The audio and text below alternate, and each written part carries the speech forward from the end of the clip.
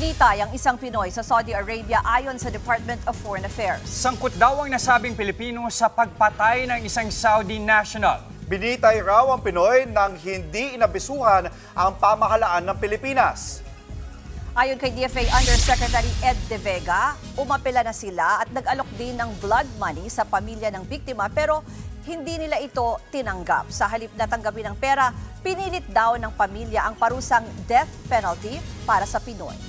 Hindi na pinangalanan ng DFA ang Pilipinong binitay alinsunod sa hiling ng kanyang pamilya. Hindi na rin daw nila isa sa publiko ang detalye ng kaso. Pero ayon sa Embahada ng Pilipinas sa Riyadh, nag-ugat daw sa issues sa pera ang away ng Pinoy at Saudi national. Nagpaabot naman daw ng tulong ang pamahalaan ng Pilipinas bago binitay ang Pinoy, kabilang ang abogado sa gitna ng paggulong ng kaso.